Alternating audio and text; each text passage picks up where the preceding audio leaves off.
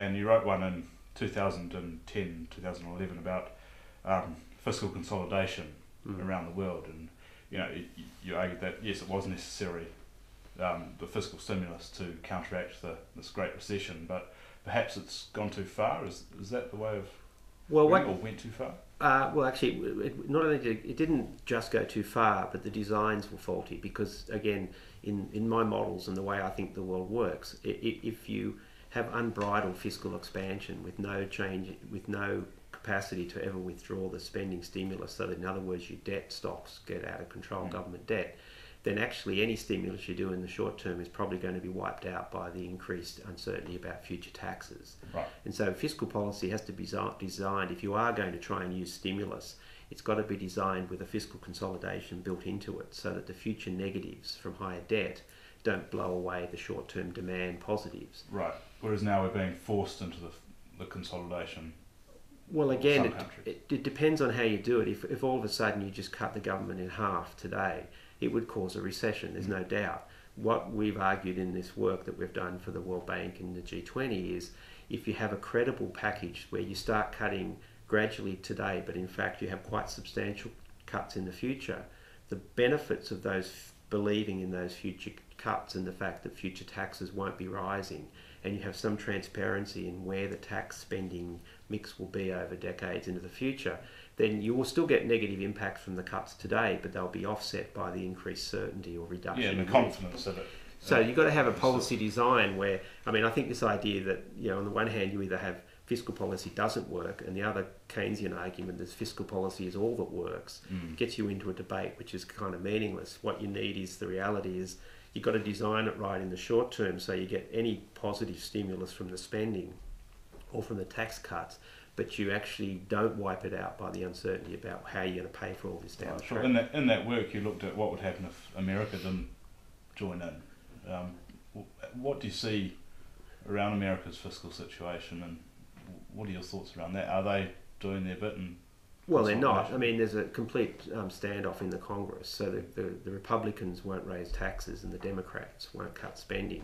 And you have it in the US at the moment, a fiscal deficit which is between 8 to 10% of GDP. It's really quite extraordinary, and there's no sign of any fiscal consolidation in the future. So if you're looking out at where US government debt will be in 20 or 30 or 40 years, it's really a completely unbelievable story. So something has to give. Now, it is possible that the Democrats and the Republicans won't reach agreement. For the US, the alternative of those two means of financing the deficit is actually just to start debasing the currency. And so high inflation accommodated by the Fed is one way in which, if the Congress don't agree on any of this, what you will end up with is very, very high inflation coming out of the US. That's really the... Could we be seeing that? We're seeing the currency falling as a result of QE. Well, that's the beginning of the process. If you look at the balance sheet of the Fed, has increased from $500 billion in normal times to pushing $3 trillion now. Again, that's not inevitable that that's going to end up in high inflation, but if you don't get the fiscal position sorted out, that really is the only tax, that is the inflation tax, is the only way the US can resolve this inconsistency over time. That, to me, that's the biggest single worry we face down the track is not... A global worry. Yeah, it's global, because what happens, and we saw this actually from 2001 to 2005, 2006, was that the Fed cut interest rates to 1%. Lots of central banks around the world, the Chinese, the Indians, other parts of Asia, pegging to the US dollar. As the US dollar was weakening, they flooded their economies with liquidity, and so you ended up with inflation in these economies rising quite quickly. Fed back into the US economy around 2005, 2006 through imported energy and commodity prices. And so the US inflation rate started to rise. That to me, there's still a lot of inflation in the system, even though most people seem to be worried about deflation. I think it's more likely that we won't see what happened in Japan. We'll see something quite different. So you see inflationary pressures coming for the states, and once the business cycle starts to recover in parts of the world. We have to wait to see what happens in Europe. Europe's a bit of a mess, and it's going to have to be resolved, but probably not quickly. But once world demand starts to pick up, we're already seeing high energy prices. We're seeing high food prices. Normally, you'd see that energy prices collapsing in a global economic cycle, but it's the demand outside of the US and European economies that's driving that, and that's largely very loose monetary policies around the world, driven by the fixed exchange rate system. Right, and that's helping drive our currency and the Australian dollar up as well. That's right. As that money floods out. You also mentioned about the point of should governments be tightening also if the private sector is already doing it, and we're seeing that to an extent that we have seen that. Do you think those things sort of balance each other out at the moment?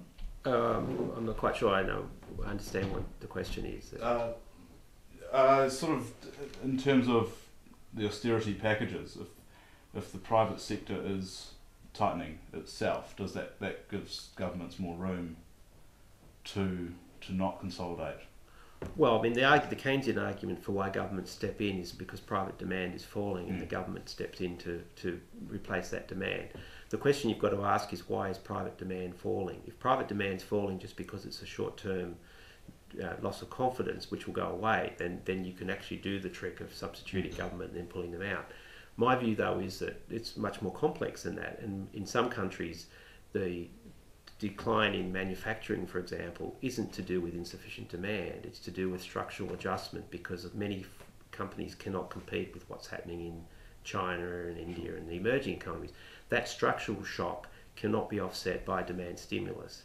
And this has been the dilemma, is that overlaying these big structural forces that have been going on for decades, you do have business cycles, and business cycles is why you use fiscal policy, but you don't use it for dealing with these structural problems. So what kind of structural adjustments need to be made? Well, for example, low-skilled, labour-intensive manufacturing industries are unlikely to survive against competition with China and with India and with Brazil. You need to be retraining these workers, you need to be educating them, you need to be shifting into areas where you, in fact, as a nation, you have a comparative advantage. So I know more about the Australian situation than I know about New Zealand, but I think they're very similar. In Australia, we have an automobile industry which we cannot compete. We build submarines, which is at our comparative advantage. We have the mining industry crying out for engineers, and we have all these engineers locked into the automobile and shipbuilding industries, when in fact they could be moving into industries where we do have a current comparative advantage. So cut the subsidies for the car. Cut the subsidies, but and if you are going to have any sort of subsidies, it shouldn't be to the companies. It should be to retraining the workers in those sectors, because if you subsidise the companies, it's going to go straight into the shareholders' benefit. And in fact, what you're trying to do is get the structural adjustment to move ahead.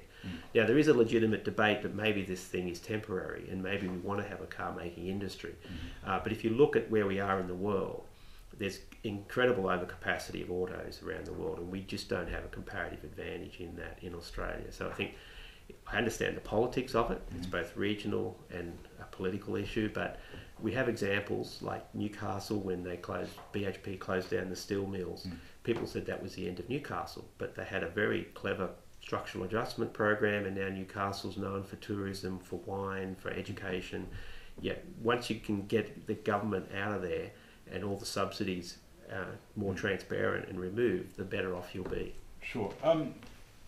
You talked about the potential inflation shock in America being the single biggest danger, you think, to the world economy. What else are you seeing out there in terms of China and the property bubble seeing out there? What are your thoughts? Well, firstly, the biggest single risk facing the world economy at the moment is Europe and the unravelling of the euro. That, to me, is the key issue. The US inflation issue is 5 to 10 years down the track, most likely. In between, you have the Chinese debate about China, and is there an asset bubble in China? It's a tough one to actually call, because if you look at where Chinese incomes per capita are today, they're well below 20 in purchasing power terms, less than 20% of the US. There's an enormous amount. There's decades and decades of catch-up of incomes per capita.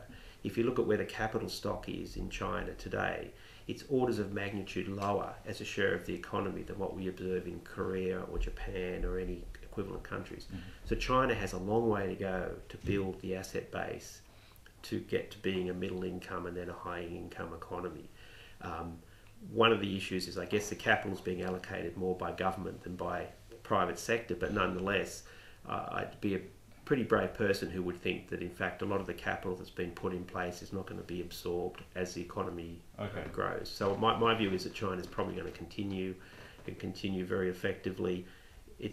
There are private factors, market forces at work, but there is quite a lot of distortions by the way in which finance is provided and the way in which people are investing. But nonetheless, this is a real phenomenon. This is billions of people entering the global economy, and my best guess is it will continue for decades. But you never know, once these political outliers can occur and you can get some unravelling, it could well be that this thing can fall over. My guess is that it won't. Okay, right. And where are you seeing Europe at the moment? I mean, are you a Euro breakup guy? Or? Well, I think the euro as it stands today can't survive. So the minimum is that you take Greece out of the euro. My guess is that will happen very soon.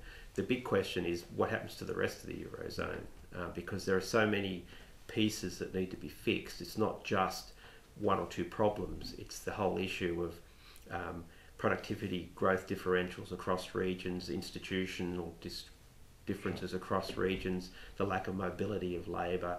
The fact is the financial systems are so distorted. The banks in Europe are largely all bankrupt, and they're being continued to survive because they're putting government debt on the balance sheets. But the governments themselves are also technically bankrupt in many cases. So there's each one of these problems. You can have a summit and fix one of them, which is what they're doing. But unless you fix the entire lot, including the relative competitiveness adjustment, which is the big one, you're either going to need deflation in the southern economies or high inflation in Germany to close that gap. Otherwise, you're going to end up with, over time, a system where the south doesn't grow and the debt sustainability depends on growth. And so the whole thing eventually is going to have to be either a blowing apart of the euro or a massive transfer from German taxpayers to the rest of Europe. Right, so should we be getting ready for this, like a Greek exit then? If you were still at the RBA, I mean, what would you be arguing around those board meetings in terms of the advice you give to government, or how the RBA should be setting itself up for something like this? I won't comment about the RBA, but I mean, we've been arguing, I've been writing about the European problem for at least 2 to 3 years. We knew, or I knew, as soon as the financial crisis began, that this was a relative price shift which was going to put enormous pressure on the European economies. And the question was, were they going to be able to get the institutional adjustment quickly enough? And obviously they haven't been able to. It is still possible that you could end up with a more integrated Europe. We saw that in the early 90s when in fact the predecessor of the euro, the European monetary system, the EMU, split apart. Italy and the UK spun out. And what happened then was, instead of it was the end of the single currency project, actually tightened up the project, and in fact you moved in the completely opposite direction. Will that require the whole shift of German taxpayer wealth, though, to help cover the losses and the zombie banks in the south? Well, that's the debate. I mean, are German taxpayers willing to do this? It's a fairly big shock compared to, say, East Germany being integrated into West Germany. That cost Germany trillions of euros over 20 years. And the West Germans were prepared to pay for that, and they did pay for that. The question is, are you prepared to actually do the same thing for Greece? I think not for Greece. Possibly for the Italians and the Spanish, they may be willing to do it. But this is going to put enormous pressures on European politics. And in the end, I think the economics will dominate, as it did in the collapse of the Soviet Union. As much as you might have wanted the Soviet Union to survive, the economics was not sustainable in the end. So what does that mean for the global economy and us down here? It just means slower for longer? Well, there's actually, we've done a lot of work on modelling, trying to model this, and the effects on confidence of what's happening in Europe is very bad, and that's not good, because one of the reasons we're not getting much investment in the world and we're getting all this surplus savings is because people are uncertain about what's happening. That's particularly bad for economies like New Zealand and Australia that are net capital importers, because it means the cost of those the uncertainty is that it's damaging what price we pay for foreign capital. But if the good news is there's been such incredible misallocation of capital in Europe, coming from China and India and all these savers whose money is being invested in houses in Spain and projects in Florida and the US. If that capital can be freed up and it gets reallocated to these economies that have really high productivity growth, like the developing world, you will get a rebalancing in the global economy, which is nothing but good news. and particularly for countries like Australia and New Zealand, who are managing their economies appropriately and have a comparative advantage, which feeds really nicely into those expanding middle class economies. So, yeah, apart from all the turmoil that we might see over the next few years, I think the medium to long term story for New Zealand and Australia is actually very, very positive. If that capital gets freed up.